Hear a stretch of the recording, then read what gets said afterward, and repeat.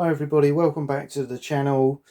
Today a lot of you will be preparing to visit Joy of Six in Sheffield tomorrow.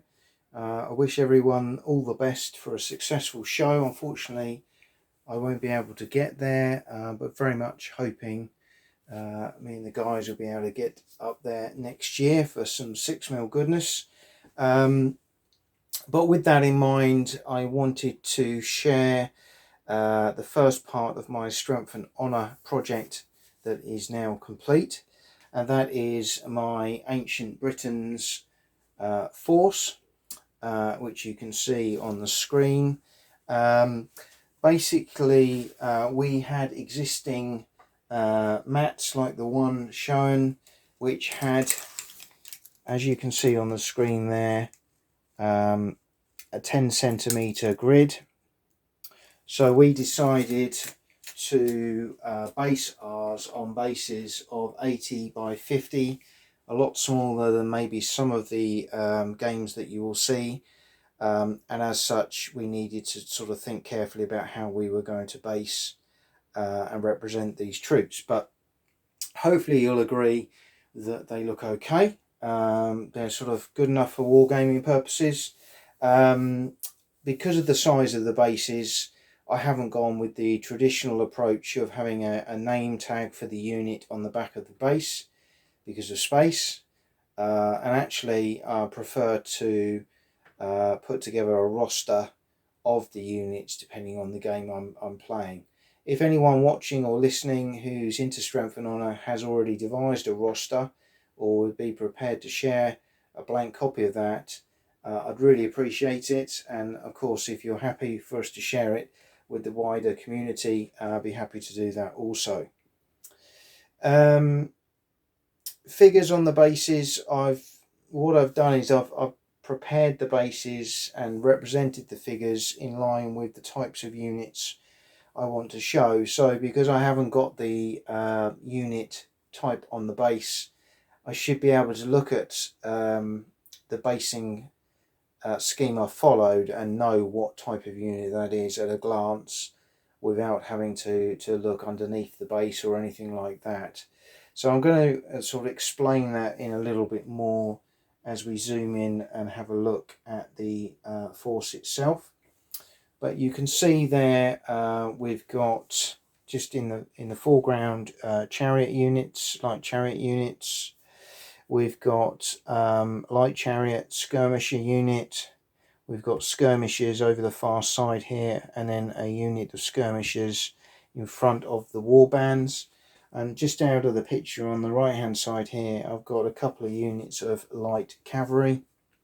And then these are the main warband units and my camp at the back here. This will be my elite warband bodyguard, represented with a chariot and a small bodyguard at the back of the base, my commander or general, and then I've got 6 bases of warbands. So we've got ordinary warbands, we've got open order warbands, as you can see from the spaces in the basing, which again I'll close up and show you that on camera in a moment. And then we've got the elite or the open order elite warbands, which have just got a slightly different setup and painting scheme as well. So a good number of different units there. Again, of course, the skirmishers could represent slingers. Likewise, any of the warbands could be frenzied warbands. So there's a lot of flexibility here to represent the units that are needed for a particular game or scenario. So let's just zoom in and have a closer look at the figures themselves. Okay, so we've got the light chariot units here. Anyone who knows me knows that horses are one thing that I do struggle to paint, so I've gone for a fairly basic scheme on those, which hopefully you can see on the camera, or just about see on the camera there.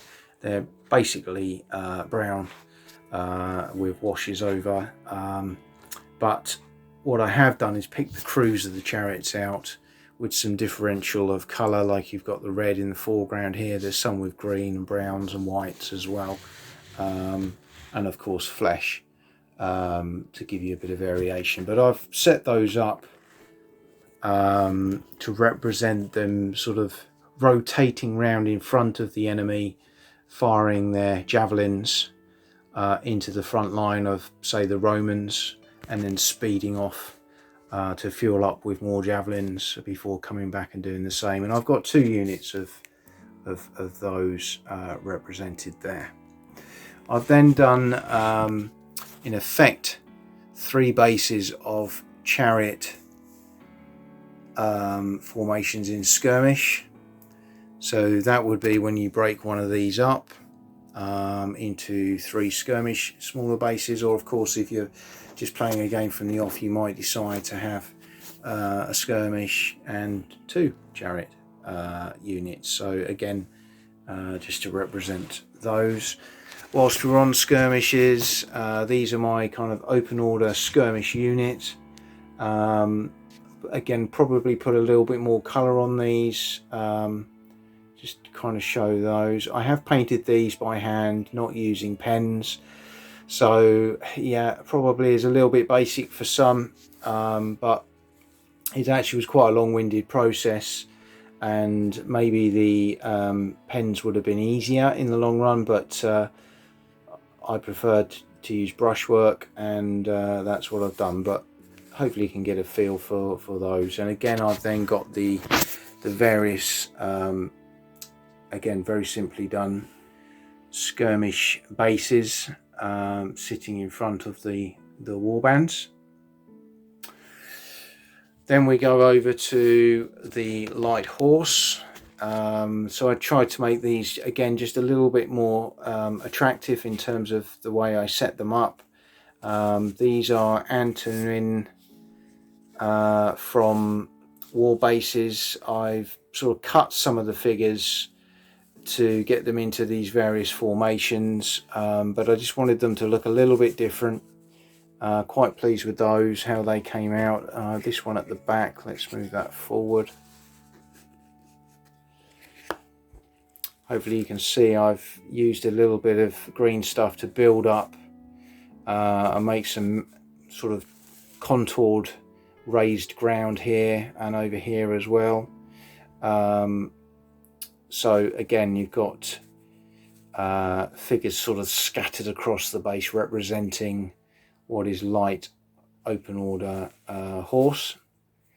And again, the figures always look best from about a 1-2 foot distance, so hopefully you can understand that these are being looked at quite close up for the purposes of the video, but when you look at them table down, they do represent mass forces from that point of view.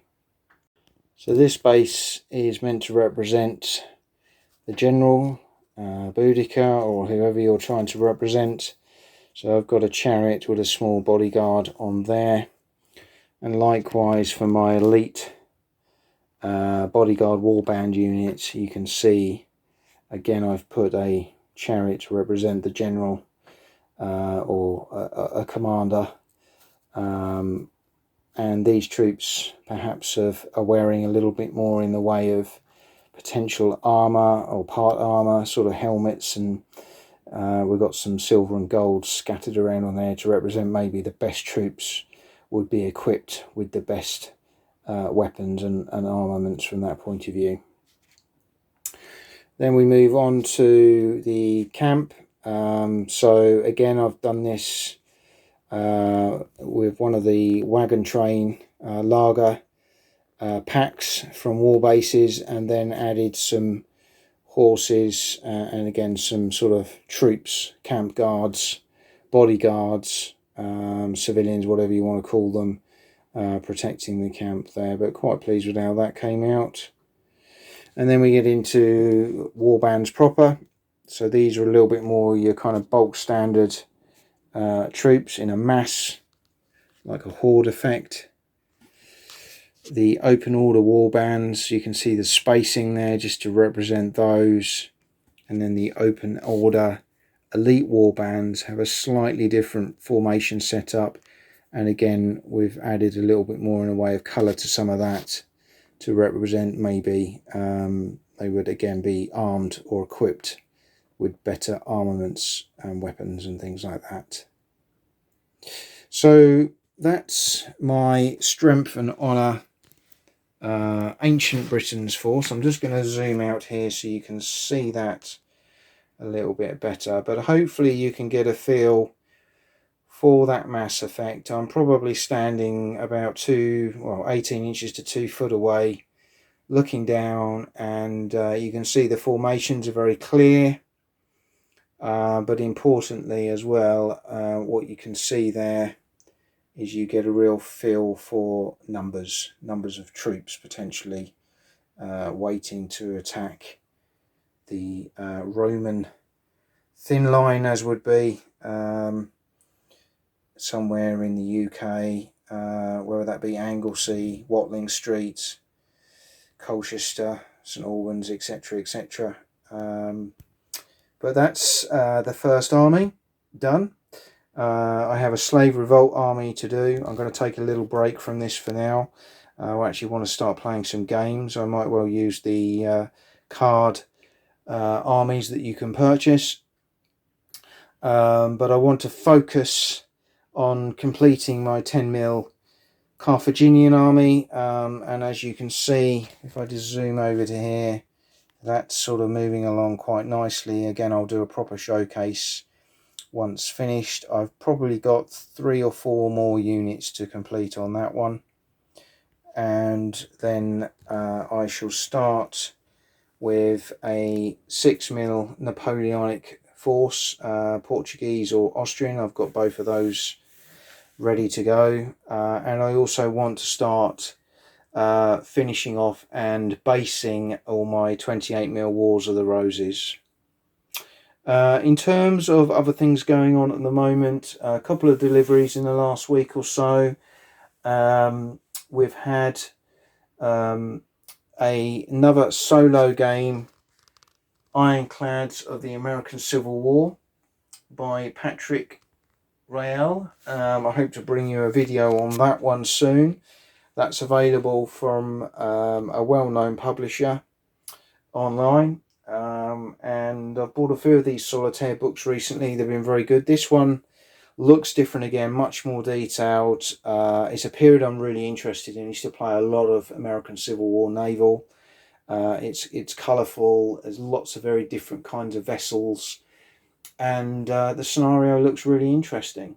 I've also picked up a second-hand copy of Worthington's Tarawa, 1943. It's a solitaire game of the American Marine invasion in the Pacific, so I'm really looking forward to getting that on the table and having a game of that as well. But that's all for now. I'd just like to leave this week's video by saying again thank you to all my supporters and subscribers. I'm just shy of hitting the 400 threshold now, and hoping to push on to 500 and maybe 1,000 in due course. What I do hope to do when I get to that magical 1,000 subscribers is offer a prize. Probably I'm going to give away one of my games to someone or one of my subscribers when I hit the 1,000. So please share my channel with as many people as you can, and you might be in a chance to win that. I haven't decided how I'm going to orchestrate that at this stage, but watch this space. It's probably a little way off at the moment, but who knows. And for those going to Joy of 6 tomorrow, have a great time. I can't wait to see your videos. Speak to you soon.